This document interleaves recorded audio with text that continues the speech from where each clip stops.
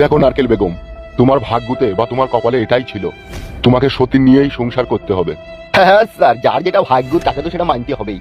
তুই চুপ কর, ফাদা কুকুর বেটা বাসে চাপা, লড়িতে কাটা, তুই ডাঙায় ডুবে মরবি। হবে শালা, অত চুলচুলি কেন বে তুই? শালা দেখছিস তোর বউটাকে আমি বুঝাইছি, আবার এর মাঝে ঢুকে আবার কথা বলছি। Sorry sir.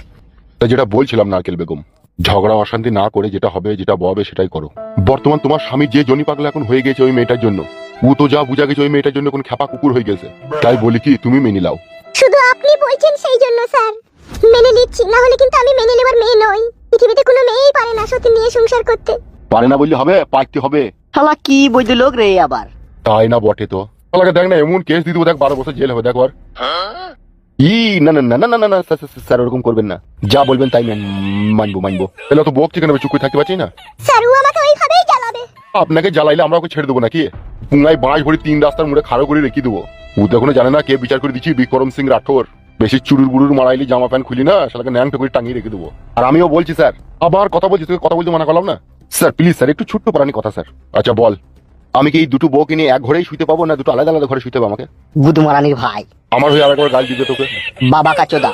আমার গালটা দামি গাল দেবে একটু, ওকে বাবা চোদা গালটা দিয়া কম হয়ে দিচ্ছি। শালা বৈধ ওয়েস্ট ইন্ডিজের তৈরি শালা। সো ভেরি নাইস গালাগালি। ও যেটা বললো তুই সেটাই বুঝলি তো? স্যার আপনারা পুলিশ বলি যেমন তাই, তোরাও পাবলিক বলি তোরাও যেমন তাই করবি। দুটো তিনটি বি মারাইছি, তা গাল খেতে হবে না তোমাকে? স্যার ওর সাথে না বকে আপনি বিচারটা করে দেন, কি করলে কি হবে সেটা বলে দেন, সমাধানটা করে দেন। সমাধান বলে দিলাম তো, সকাল 6টা থেকে রাত 10টা অব্দি যা খাবার দাবার লাগবে সমস্ত ও তোমার হাতে এনে দেবে। তুমি রান্না করবে, ও খাবে, ওই মেয়েটাও খাবে।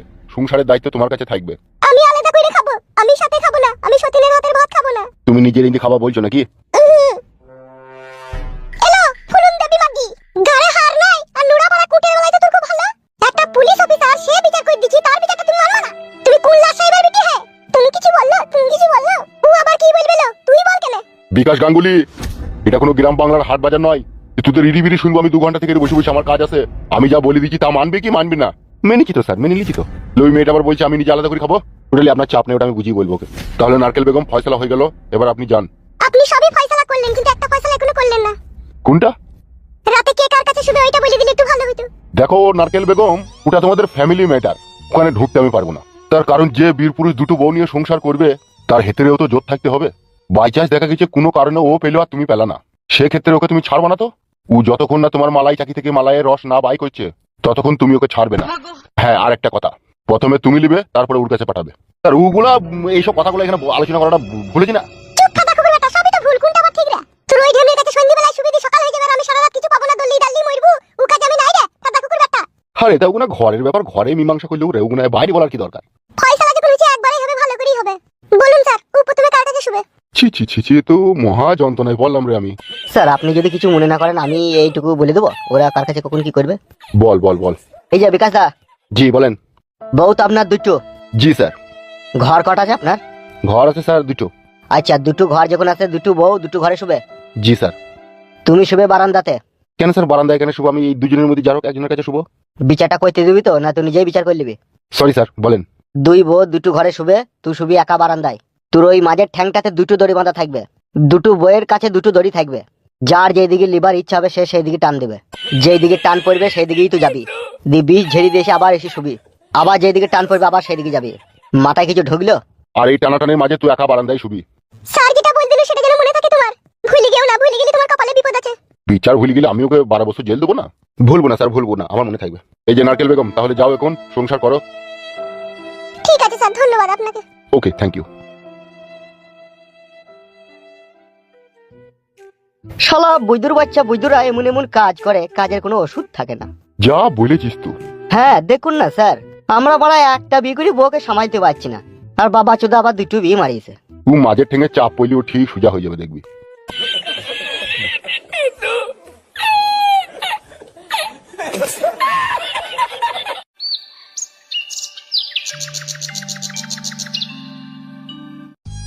উঠা পাচু এখন কি বলতে গিয়ে কি বলবে, আমার খুব চিন্তা হচ্ছে বুঝলি খালা।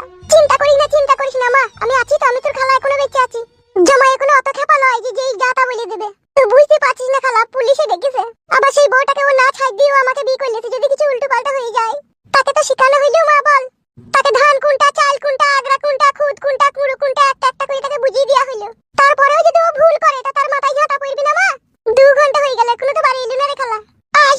সবুর কর মা, সবুর কর, সবুরে মিয়া ফলে। আমাদের জামাইয়ের জ্ঞান বুদ্ধিটা কম হইলে কি হবে, হুঁশ বুদ্ধিটা ভালো আছে। ও এমন কোনো কাজ করবি না যে তোর কপাল পুড়বি।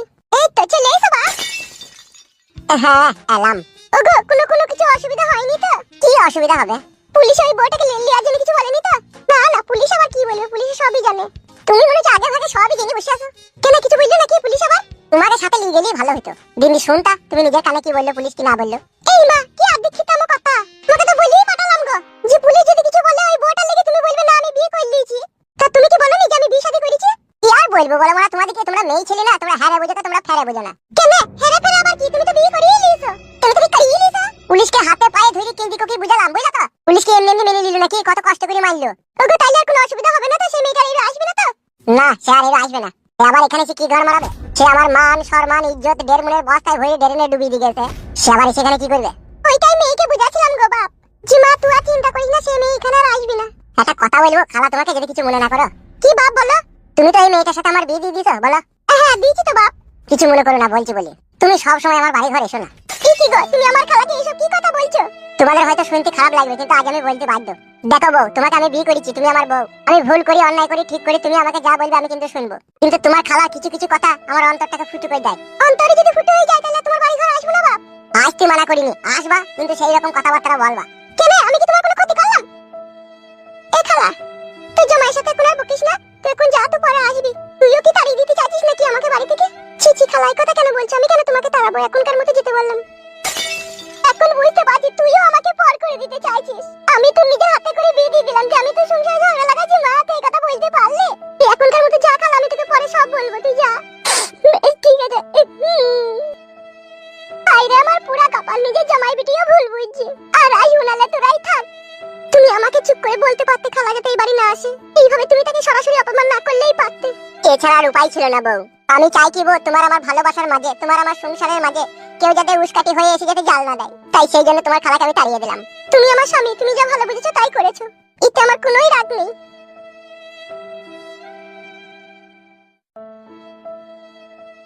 কালো কুকুর, আমি কি তোমায় ভালোবেসে কোনো অন্যায় করেছি? কেন তুমি আমার কাছ থেকে এড়িয়ে এড়িয়ে যাচ্ছ, কথা বলছো না? তুমি জানো না তোমাকে একবার না দেখলে আমার মন খারাপ করে? তুমি একটা জিনিস হয়তো ভুলে যাচ্ছ, আমি কিন্তু গরিব। তা গরিবটা কি হয়েছে? গরিব বলে কি তোমার ভালোবাসার কোনো অধিকার নেই আমাকে? গরিবের ভালোবাসা ক্ষণিকের জন্য, চিরদিনের জন্য নয়। তুমি অনেক বড় লোকের মেয়ে আর আমি কোথা গরিব ফুচকাওয়ালার ছেলে।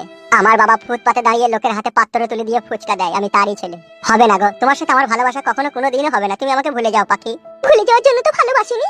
কেন তুমি এরকম করছো? তুমি কি জানো না তেলে আর জলে কখনো মিশ খায় না? কাল যখন তোমার বাড়ির লোক জানতে পারবে তুমি একটা ফুচকাওয়ালার ছেলেকে ভালোবেসেছো, তখন তাদের কাছে তুমি কি বলবে? কেন ফুচকাওয়ালার ছেলে বুঝি কি মানুষ নয়? ফুচকাওয়ালার ছেলেরাও কিন্তু মানুষ, কিন্তু সেই মানুষ নয়। আমার বাবা আজ অভাবের কারণে ফুচকা বিক্রি করছে। কাল যখন তোমার হাত ধরে তোমাকে বিয়ে করে সংসার জীবনে আসবো, তখন কিন্তু আমাকে ফুটপাতে বসে ঘুগনি বিক্রি করতে হবে। আর সারাদিন ঘুগনি বিক্রি করে 200 টাকা 300 টাকা ইনকাম করে কি হবে বলো? না তোমায় ভালো একটা ড্রেস কিনে দিতে পারবো, না তোমায় 3 বেলা ভালো মন্দ আমি খাওয়াতে পারবো। তাই আমি বলছি আমাকে ভুলে গিয়ে রাজনৈতিক কোনো নেতার ছেলের প্রেমে পড়ো। সরকারি টাকা থাকবে ঘরে, কোনো খাবারের অভাব হবে না, কোনো পরার জামা কাপড়ের অভাব হবে না। আমার ঘরের বউ হয়ে গেলে নতুন শাড়ি পুরনো হয়ে যাবে, পুরনো হয়ে যাওয়ার পরে সেই শাড়িকে সেলাই করে পরতে হবে। এত কষ্ট তুমি সহ্য করতে পারবে না গো, আর আমি এত কষ্ট তোমাকে দিতে চাই না। তাই তুমি আমাকে ভুলে যাও। শুনো এদিকে তাকাও। প্রেমিক প্রেমিকা মরে যায়, প্রেম কখনো মরে না। প্রেম কিন্তু চিরদিন অমর হয়ে থাকে। আমি বড় লোকের ছেলেকে বিয়ে করে তার ঘরে থাকলেও মন কিন্তু পড়ে থাকবে তোমার কাছে। কোনোদিন আমি তোমায় ভুলবো না কালো কুকুর। আমি তোমার কাছ থেকে যেতে চাইনি, তুমি নিজে থেকেই তাড়িয়ে দিয়েছো। এর জন্য তোমাকে পরে একদিন অনুতপ্ত করতে হবে। ভালো থেকো।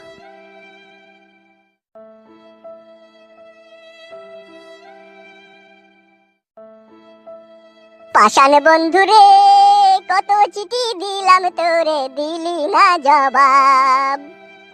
কার বুকে রাখিয়া মাথা ভুলে গেলি আমার কথা। আমার বুকে ছিল কি সেই ভালোবাসার অভাব? আমি প্রমাণ করে দিব তুমি বিশ্ব বেঈমানি। আমি ইতিহাসেও লিখবো তুমি কালে নাগিনী। তুমি বুকে করে বাস আবার করবে সর্বনাশ। তোমারে ছলনায় আগে বুঝিনি।